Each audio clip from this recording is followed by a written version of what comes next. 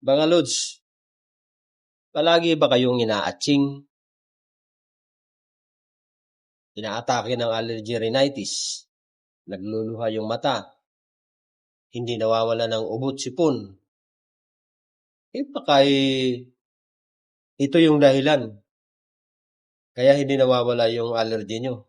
Halika, panoorin natin itong mga ito. Baka sakaling makatulong sa inyo itong video na ito, panoorin nyo. Guys, unahan ko na muna kayo. Marami ngayon ang lumalabas sa merkado na mga different style ng tumbler. Gawa sa plastic, metal, aluminum, stainless, yung mga ganon. Pero, napansin nyo ba? Okay? Diyan sa mga yan, may mga kasamang rubber. Okay? Diyan sa mga lid. Kasi may pasyente kami. Okay? Nagtataka ako kung bakit lahat na lang yan sa may system namin, pabalik-balik siya. Gumagaling, after 1 month, andyan na naman siya. After 1 month, andyan na naman siya. Hanggang sa nadiskubre ng aming doktor na ang nagbibigay sa kanya, sa kanyang karamdaman, ay dahil sa kanyang pinag-iinuman. Paano nangyari yun, sir? Ito, paalala po. Kung kayo ay gumagamit ng ganito, pinapagamit mo yung anak mo sa trabaho man, sa eskwelahan man, kung meron kang ganito, make sure na lagi niyong nililinisan. Okay?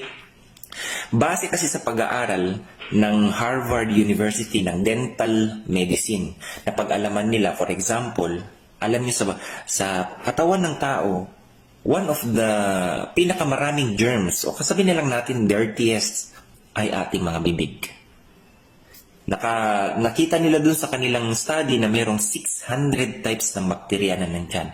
And more until trillion types of microorganisms na nandyan sa bibig as compared to sa ating mga puwit. Kung ganito meron kayo, ito ay isang paalala lang, okay? Baka kasi ikaw ay may nararamdaman dyan na hindi nawawala. Nagagamot ka naman, tapos okay, tapos bumabalik ka na naman, andyan. Nagkakaroon ka na ng, according to Mayo Clinic, ito ang mga sintomas kapag meron kang mold allergy. Ano yan siya? Sneezing lagi, sore throat, runny nose and stuffy nose, itchy eyes, yung minsan naluluha-luha ka dyan, masakit yung ilong mo, nagkakaroon ng rhinitis, bronchitis, ganyan. Isa ito na tinitingnan nila na dahilan, yung paggamit ng ganitong ng tumbler na hindi nadi-disinfect. Marami sa atin siguro, kung ikaw nanonood ngayon, refill ka lang ng refill ng tubig without cleaning your tumbler. Kaibigan, malamang sa ngayon, ma-aware ka na. Kung ikaw may nararamdaman dyan, na akala mo dahil lang sa effect ng ibang mga bagay, pero hindi mo alam, dyan pala galing sa iniinom mo. Okay? Mold formation or mold production galing sa iniinom mong tubig. Nirefillan mo nga ng bagong tubig, pero yung pinaglagyan mo, hindi naman malinis, makaka-apekto yan sa health mo. According to sa Harvard din, sa medicine, dental medicine, ang sabi dito sa ating throat region, umakyat, napupunta yun yung mga bacteria, o kaya mga microorganism, which can cause the disease, like, dito sabi niya, common colds, hindi nawawala. Wala, tapos na bumabalik, nawawala, bumabalik, and including heart diseases. Okay? Kasi, yung pasyente namin dito, tinetest din namin ng anti-streptomycin O. Minsan nawawala, tapos minsan strong positive, titer niya mataas. Dito galing, kabayan. Okay? Kung kayo may tumbler na ganito, tingnan nyo kapag hindi nyo yan hinugasan, pag hinawakan nyo yung loob na yan at madulas-dulas kahit konti lang, blood molds na yan, bacteria na yan. Okay? Kasi kapag uminom ka ng ganito, syempre may bacteria dyan. Kapag in-stain mo yan dyan, pag naubos lang yung tubig sa camera refillan, hinugasan mo ba? O parang ang ginawa mo na lang is may bacteria na dyan, tapos nilagyan mo ng tubig, di kumalat na naman dyan sa tubig mo sa kainom. Kaya hindi ka gumagaling. Baka isa yan sa rason. O kaya ko to sinasabi sa inyo, According to Centers for Disease Control and Prevention or CDC, ang sabi dito, says the effect of mold can include, pare-parehas sila, allergic reaction, such as stuffy nose, masakit na lalamunan, pag-ubo, paraging nag-hatching, burning eyes, skin rashes, and which can lead to, sabi dito, nagkakaroon ng insomnia yung tao o kaya nagkakaroon ng problema sa naapektuhan ang pag-iisip. This reaction can be more severe sa tao, lalo na daw sa may mga asthma. Those with compromised immune system and chronic lung disease may get lung infection from mold na pwede manggaling sa mga ganito. Okay, wala namang problema sa paggamit ng ganito. Okay, maganda pa nga kasi naiisip mo, syempre, good for hindi matuyuan ang katawan mo, kaya may lagi kang ganito na paalala sa tabi mo. Pero, kailangan din natin itong i-disinfect. Okay? Inuulit ko, lalo na kapag ikaw ay may gaya sa ganito, ito wala kasing wala kasi siyang rubber. Lalo na kung may rubber yan, kung natatanggal ang rubber, tingnan niyo yung pinakaloob niyan, ha? Yan ang i-disinfect nyo.